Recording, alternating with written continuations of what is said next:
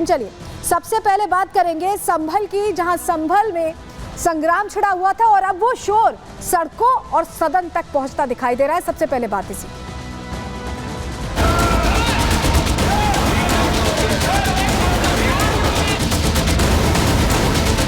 ये खुदाई जो है हमारे देश का सौहार्द, हमारे देश का भाईचारा, हमारे देश का गंगा जमुनी तहजीब को खो देगा।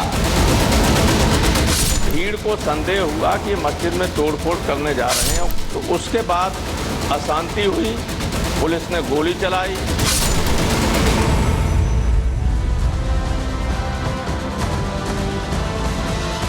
देखिए 24 को जो सर्वे हुआ था उसको लेकर कैसे हिंसा भड़की यहाँ संभल में, ये सभी को याद है। और इस बीच यहाँ इसे सियासी हवा देने की खूब कोशिश की गई, चाहे कांग्रेस हो चाहे समाजवादी पार्टी हो, हर किसी ने इसे अपने हिसाब से इस्तेमाल करने की कोशिश की। इस मुद्दे को ठंडा नहीं होने दिया, जबकि 24 तारीख बीते हुए काफी वक्त हो गया है, संभल में शांति भी हो गई है। लेकिन जब ये मुद्दा बहुत हवा नहीं दे पाए, सड़कों पर उतर कर संभल तक जाने की कोशिश की, नहीं पहुंच पाए, तो पैतरा बदल दिया। पैतरा बदला समाजवादी पार्टी ने, और ये पैतरा इस तरह से बदला कि स्पीकर से मिलकर ये कहा कि संभल पर चर्चा होनी बहुत जरूरी है, संभल के लिए समय चाहिए। और जब समय दिया गया तो चर्चा के साथ साथ वो दर्द भी निकल आया, जिसकी वजह से संभल को लेकर बार बार समाजवादी पार्टी यहां बात उठा रही है, बात रख रही है। चलिए सबसे पहले आपको बताते हैं कि हो हंगामे के चलते आपने देखा कि शीतकालीन सत्र चल रहा है, लेकिन इस शीतकालीन सत्र में बिल्कुल भी कामकाज नहीं हो पाया, क्योंकि जब भी काम करने की बात आती है विपक्ष हो हंगामा करने लगता है, नारेबाजी करने लगता है।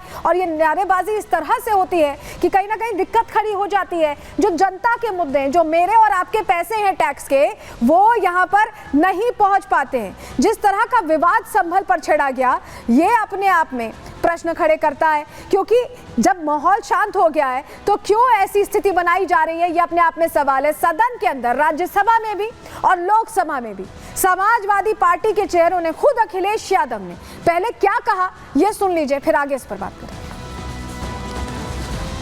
संभल जो इसलिए जाना जाता था कि भाईचारे के साथ वहाँ रहते हैं लोग, लेकिन अचानक ये जो घटना हुई है ये सोची समझी रणनीति के तहत हुआ है और वहाँ के भाईचारे को गोली मारने का काम हुआ है। भारतीय जनता पार्टी और उनके सहयोगी और समर्थक, शुभचिंतक बार बार खुदाई की जो बात कर रहे हैं अध्यक्ष महोदय, ये खुदाई जो है हमारे देश का सौहार्द, हमारे देश का भाईचारा, हमारे देश का गंगा जमुनी तहजीब को खो देगा। के डीएम, एसएसपी, वकील जिन्होंने वो एप्लीकेशन दी थी, वो और कुछ लोग ढोल नगाड़े बजाते हुए पुलिस के साथ गए और मस्जिद में प्रवेश कर गए। भीड़ को संदेह हुआ कि मस्जिद में तोड़फोड़ करने जा रहे हैं और कुछ कर रहे हैं, और एसडीएम ने वहां उस जो टैंक था पानी का वो खोल दिया, पानी बह के बाहर आया, तो लोगों को संदेह हुआ कि इसमें कुछ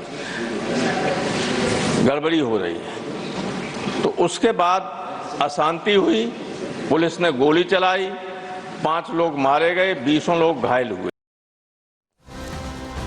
तो अपने आप में सवाल ये खड़ा होता है कि ये मुद्दे क्यों उठाए गए, क्या सियासी फायदे के लिए उठाए गए, क्यों हम ऐसा कह रहे हैं? जानकारी आपके सामने रख देते हैं कि समाजवादी पार्टी के लिए मुस्लिम वोट बैंक के तौर पर, मुस्लिम बहुत बड़ा वोट बैंक के तौर पर, यही वजह है कि लगातार सपा पीडीए का जो फॉर्मूला था, आप समझ रहे हैं, उसमें भी जिक्र करती रही, एमवाई फैक्टर पे चलती रही। वोट बैंक के लिए सपा ने संभल का मुद्दा संसद में उठाया, समय इसके लिए मांगा, मुद्दा उठाया। संभल हिंसा मामले में सपा के नेता आरोपी हैं, आपको पता है जियाउर रहमान बर्क, जो वहां से सांसद हैं, और विधायक दोनों ही आरोपी हैं। सांसद पर हिंसा भड़काने का आरोप लगा जियाउर रहमान बर्क पर, विधायक के बेटे को भी आरोपी बनाया है। उनका जो बेटा है वो आरोपी है, सैयद इकबाल जिसका नाम है। और सर्वे के दौरान पुलिस ने लोगों को समझाया भी था कि कोई हो हल्ला ना हो। भीड़ में शामिल नकाबपोशों ने कैसे पत्थरबाजी की, वो तस्वीरें हम सभी ने देखी हैं।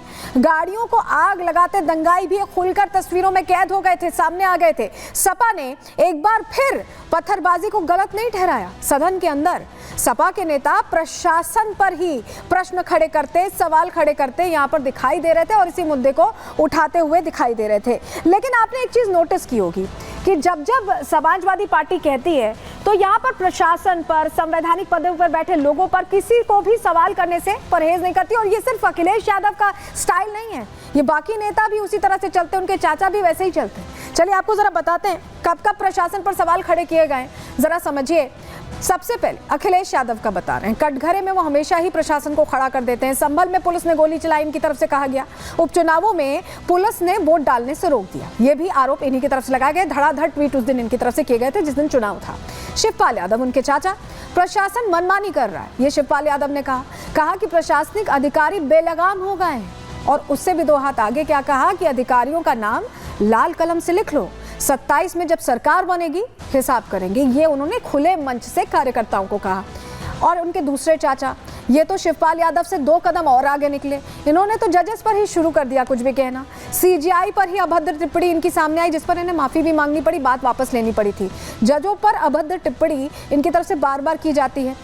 उन्होंने अभी क्या कहा कि छोटे जज देश में आग लगवाना चाहते हैं, इस तरह की बात इनकी तरफ से कही गई।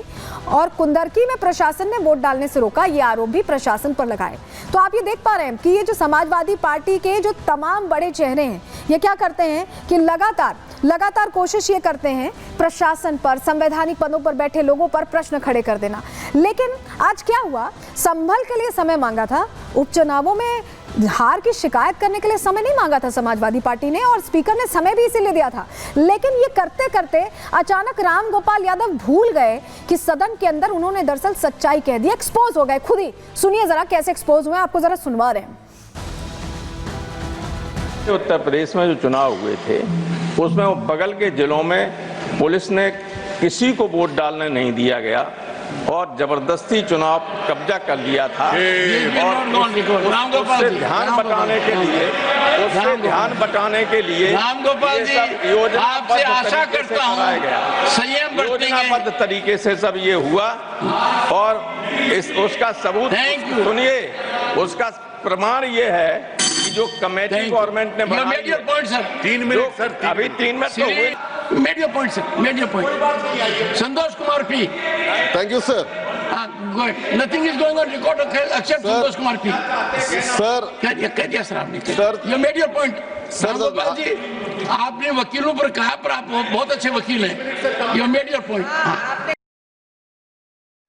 अपने चेयर पर बैठे हैं धनखड़ साहब, वो लगातार कह रहे हैं कि ये ऑन रिकॉर्ड नहीं जाएगा, आपने संभल के लिए समय मांगा तो उन्होंने टोका। लेकिन राम गोपाल यादव तो जैसे रुकने का नाम ही नहीं ले रहे थे, जैसे लग रहा था कि वो जो पीड़ा है, वो जो दर्द है उपचुनावों में हार का, वो रह रह कर बाहर आ रहा था। ऐसे में सवाल खड़ा होता है कि क्या बौखलाहट की वजह से इस तरह की बातें अब कही जा रही हैं। सवाल यही है क्योंकि उपचुनावों में सपा सिर्फ 2 सीट ही जीत सकी है। अभी जो उपचुनाव हुए उसमें 9 सीटों पर उपचुनाव हुए। कुंदरकी और कटेहरी की हार से ऐसा लग रहा है कि समाजवादी पार्टी गुस्से में है, बौखलाई हुई है। मुस्लिम बाहुल्य जो इलाके हैं, सबसे बड़ी टेंशन समाजवादी पार्टी के लिए यही है कि मुस्लिम बाहुल्य इलाके में सपा हार गई है। अखिलेश को मुस्लिम वोट बैंक खिसकने का ऐसे में बहुत डर है और संभल के जरिए वो फिर से वोट बैंक साधने की कोशिश कर रहे हैं, ऐसा भी समझ में आ रहा है। क्योंकि बार बार संभल का मुद्दा कभी सड़क से, कभी सदन में बार बार उनकी तरफ से उठाया जा रहा है। अच्छा, एक और चीज देखी गई है, 27 के चुनावों के लिए सपा लगातार मोड में आ गई। आपको याद होगा समाजवादी पार्टी कार्यालय के बाहर क्या लगा था, 27 के सत्ताधीश बता दिया था अखिलेश यादव को। उससे अखिलेश यादव मोटिवेटेड नजर आ रहा है और यही वजह है कि उन्होंने अलग प्लानिंग शुरू कर दी है संभल के पूरे मामले को लेकर, और वो प्लानिंग असर होते हुए भी चाह रहे हैं कि ग्राउंड पर दिखाई दे। चलिए आपको बताते हैं क्या प्लानिंग है आखिर यहाँ अखिलेश यादव की। ये आप देख रहे हैं, ये जो कुर्सी है 2027 की, अपनी तरफ खींचना चाहते हैं अखिलेश यादव। इसके लिए क्या कर रहे हैं, सपा जो है संभल का मुद्दा संसद में उठा रही है। ये क्या ये सियासी स्टंट है? ये सवाल इसलिए क्योंकि सपा ने संभल के लिए संसद में अलग से समय लिया, स्पेशली समय लिया। और इसके अलावा जो इंडी गठबंधन प्रदर्शन कर रहा था, आज सुबह की तस्वीर थी, उससे अलग नजर आई समाजवादी पार्टी, उसका हिस्सा नहीं बनी। इंडी गठबंधन के प्रदर्शन से दूरी बनाई, सिर्फ इंडी गठबंधन और मुद्दों को लेकर, जो देश के मुद्दे उनको लेकर यहाँ पर प्रश्न कर रहा था, और इनको क्योंकि खाली संभल पर फोकस करना था 27 के लिहाज से, ऐसे में इन्होंने दूरी बना ली। मुस्लिमों का मसीहा बनने की क्या यहाँ कोशिश हो रही है, रहनुमा बनने की कोशिश हो रही है। कांग्रेस और AIMIM मुस्लिम वोट बांट लेती है और ऐसे में मुस्लिम वोट बैंक ना बटे, इसकी कवायद लग रहा है कि समाजवादी पार्टी की तरफ से की जा रही है। सपा मुस्लिमों को रिझाने के लिए पत्थरबाजों पर भी चुप है, चुप्पी साधे हुए कुछ भी नहीं कह रही है, और यही वजह लग रहा है कि मुस्लिम वोट बैंक के लिए क्या सपा ने गठबंधन के मुद्दों को छोड़कर सिर्फ संभल का मुद्दा ही चुन लिया है। यह अपने आप में प्रश्न बना हुआ है, क्योंकि बार बार ये कहा जा रहा है कि 27 का जो है वो ट्रेलर है, ट्रेलर कहा जा रहा था ये जो उपचुनाव थे, तो ट्रेलर तो दिख गया, यहाँ ना MY फैक्टर काम किया ना PDA फैक्टर काम किया। जहाँ बीजेपी की पिक्चर हिट होती दिखाई दी, वहीं समाजवादी पार्टी बैकफुट पर दिखाई दी। क्या इसी वजह से संभल समाजवादी पार्टी लगातार कर रही है सदन में, सड़क पर, हर जगह?